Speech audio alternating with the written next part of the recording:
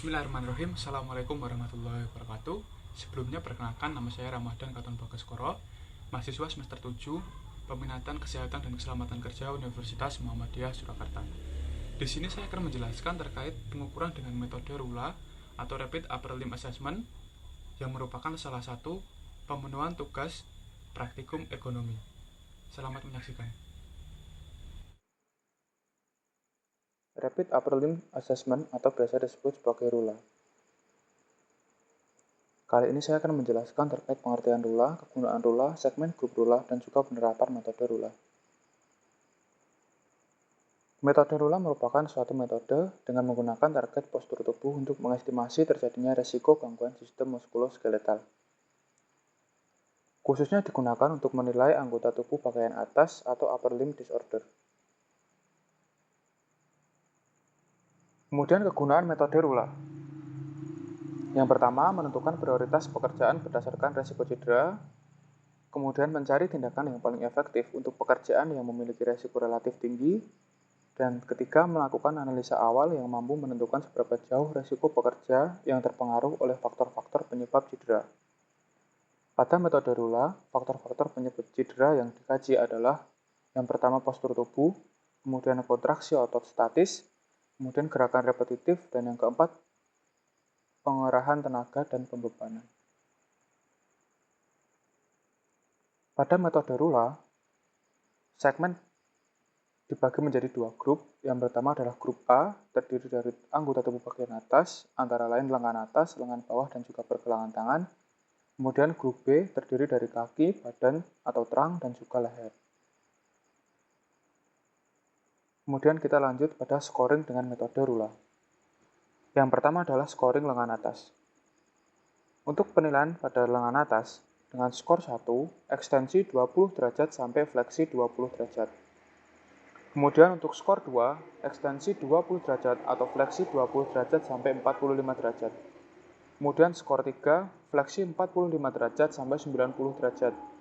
Dan skor 4 untuk fleksi lebih dari 90 derajat. Dapat terjadi penambahan skor dengan keterangan plus 1 jika bahu diangkat atau lengan diputar atau dirotasi. Plus 1 jika lengan diangkat menjauh dari badan, dan negatif 1 jika berat lengan ditopang. Kemudian adalah scoring lengan bawah. Untuk scoring lengan bawah, skor 1 fleksi 60 derajat sampai 100 derajat. Kemudian skor 2 untuk fleksi kurang dari 60 derajat atau lebih dari 100 derajat. Dan terdapat peningkatan skor dengan ketentuan plus 1 jika lengan bawah bekerja pada luar sisi tubuh dan plus 1 jika lengan bawah bekerja menyilang dari garis tengah tubuh.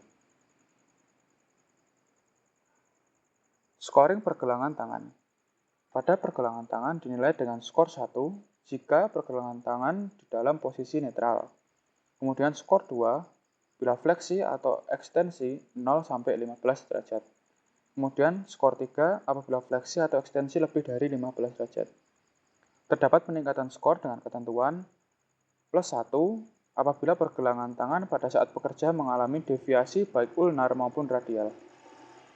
Kemudian pada pergelangan tangan terdapat dua kategori, yaitu pergelangan tangan memutir dengan skor 1 jika pergelangan tangan dalam kisaran tangan pada posisi memuntir, dan skor 2 jika pergelangan tangan pada atau dekat batas maksimal puntiran.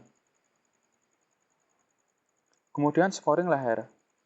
Untuk scoring leher, skor 1 apabila fleksi 0 sampai 15 derajat, kemudian skor 2 fleksi 10 sampai 20 derajat, skor 3 fleksi lebih dari 20 derajat, dan skor 4 jika leher pada posisi ekstensi. Dan terdapat peningkatan skor dengan ketentuan plus 1 apabila posisi leher menekuk atau memuntir. Selanjutnya adalah scoring badan. Pada scoring badan, dinilai dengan skor 1, yaitu pada saat duduk dengan kedua kaki dan telapak kaki tertopang dengan baik, dan sudut antara badan dan tulang pinggul membentuk sudut lebih besar sama dengan 90 derajat. Kemudian skor 2 apabila fleksi 0 sampai 20 derajat, skor 3 fleksi 20 sampai 60 derajat, skor 4 fleksi lebih dari 60 derajat. Terdapat peningkatan skor dengan ketentuan plus 1 apabila badan memuntir atau membungkuk ke samping. Kemudian adalah scoring kaki. Untuk skor kaki sendiri, skor 1 apabila kaki dan telapak kaki tertopang dengan baik pada saat duduk. Kemudian skor 1 apabila berdiri dengan berat badan terdistribusi dengan rata oleh kedua kaki dan terdapat ruang gerak yang cukup untuk merubah posisi. Kemudian skor 2 apabila kaki dan telapak kaki tidak tertopang dengan baik atau berat badan tidak terdistribusi dengan seimbang. Selanjutnya adalah skor penggunaan otot dan juga tenaga serta beban. Pada penggunaan otot, jika sikap tubuh bekerja dalam keadaan statis untuk waktu lebih dari 1 menit, atau jika pekerjaan dilakukan secara repetitif lebih dari 4 kali per menit, maka ditambah dengan 1 atau plus 1. Kemudian, pada penggunaan tenaga, pemberian skor berdasarkan penggunaan otot, pembebanan, dan juga pengerahan tenaga. Dengan ketentuan skor kosong, tidak ada resistensi atau pembebanan pada pengerahan tenaga secara tidak menentu, dengan ketentuan kurang dari 2 kg bebannya, kemudian skor 1 pembebanan dan pengerahan tenaga tidak secara menentu antara 2-10 kg, skor 2 pembebanan statis 2-10 kg, dan skor 2 lagi pembebanan dan pengerahan tenaga secara repetitif 2-10 kg, kemudian skor 3 pembebanan dan pengerahan tenaga secara repetitif atau statis lebih besar sama dengan 10 kg, dan skor 3 pengerahan tenaga dan pembebanan yang berlebihan dan cepat. Hasil akhir dari pengukuran Rula diperoleh dengan melakukan perhitungan terhadap grand score dengan ketentuan sebagai berikut. Untuk skor akhir 1-2, maka tingkat resikonya adalah 0 dengan kategori resiko rendah. Tindakan yang harus dilakukan tidak ada masalah dengan postur tubuh.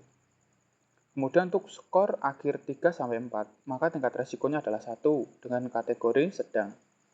Untuk tindakan diperlukan investigasi lebih lanjut, mungkin diperlukan adanya perubahan untuk perbaikan sikap kerja. Kemudian untuk skor akhir 5-6, tingkat resikonya adalah 2, tergolong sebagai kategori resiko tinggi, dan diperlukan adanya investigasi dan perbaikan segera. Kemudian yang terakhir adalah skor akhir 7 atau lebih. Tingkat resikonya adalah 3, di mana kategorinya sangat tinggi, sehingga diperlukan adanya investigasi dan perbaikan secepat mungkin. Kemudian kita akan melanjutkan pada penerapan metode Rula untuk analisis postur dari tubuh pekerja. Pada gambar ini akan dianalisis terkait dengan grup A terlebih dahulu, yaitu lengan atas, lengan bawah, dan juga pergelangan tangan. Garis biru putus-putus sebagai tanda analisis untuk postur lengan atas, garis kuning putus-putus analisis untuk postur lengan bawah, dan garis merah putus-putus untuk analisis postur pergelangan tangan. Pembahasannya adalah sebagai berikut. Untuk lengan atas, ekstensi sebesar 20 derajat sampai fleksi 20 derajat, sehingga diberi skor 1. Kemudian terdapat penambahan skor di mana lengan diangkat menjauh dari badan, sehingga diberi skor tambahan plus 1. Kemudian untuk lengan bawah, fleksi 60 sampai 100 derajat, sehingga diberi skor 1. Kemudian terdapat tambahan skor di mana lengan menyilang dari garis tubuh dan diberi skor plus 1. Kemudian untuk pergelangan tangan tersebut berada pada posisi netral, sehingga diberi skor 1. Kemudian pergelangan tangan dalam kisaran tangan pada posisi memuntir karena menggenggam, sehingga diberi kode 1. Hasil perhitungan tadi kita masukkan ke dalam tabel grup A, di mana ada tabel upper arm, kita beri angka 2, kemudian lower arm kita beri skor 2, kemudian untuk wrist score, tadi karena wrist berada dalam kategori normal, kita pilih angka 1, dan juga kita pilih angka 1 sekali lagi, karena dalam keadaan memuntir sedikit. Sehingga diperoleh hasil akhir untuk grup A pengukurannya adalah skor 3. Kemudian analisis untuk grup B, terdiri dari leher, kemudian badan, dan juga kaki. Garis kuning putus-putus merupakan analisis untuk postur badan. Kemudian garis merah putus-putus merupakan analisis untuk postur leher dan garis biru putus-putus merupakan analisis untuk postur kaki. Hasil pengukuran menggunakan metode Rula pada grup B sebagai berikut. Untuk leher, pekerja tersebut mengalami fleksi dengan sudut 10-20 derajat, sehingga diberi skor 2. Dan pekerja tersebut menekuk posisi lehernya, sehingga mendapat 1 poin tambahan, yaitu +1. Untuk analisis postur badan, pekerja tersebut fleksi 20-60 derajat, sehingga diberi kode 3. Kemudian untuk posisi kaki pekerja tersebut berdiri dengan berat badan yang terdistribusi rata oleh kedua kaki sehingga diberi skor 1. Hasil pengukuran tersebut kemudian kita masukkan ke dalam tabel grup B.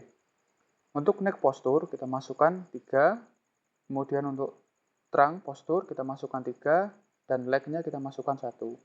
Sehingga diperoleh hasil pengukuran untuk tabel B dengan skor 4. Langkah selanjutnya adalah penambahan skor penggunaan otot dan juga pembebanan.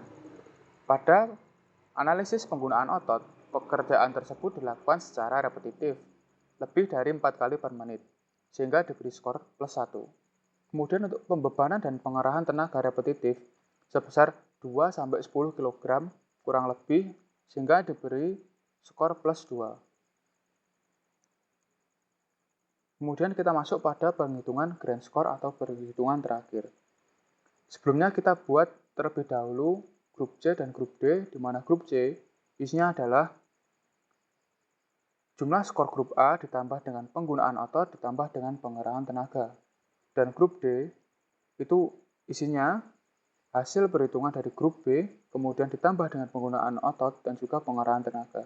Untuk grup C sendiri, jadi 3 ditambah 1 ditambah 2 sama dengan 6, dan grup D 4 ditambah 1 ditambah 2 sama dengan 7.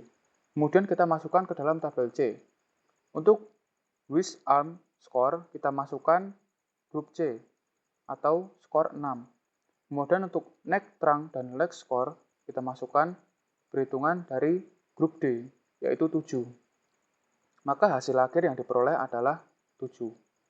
Skor akhir Rula berdasarkan hasil perhitungan dengan metode Rula diperoleh hasil akhir 7.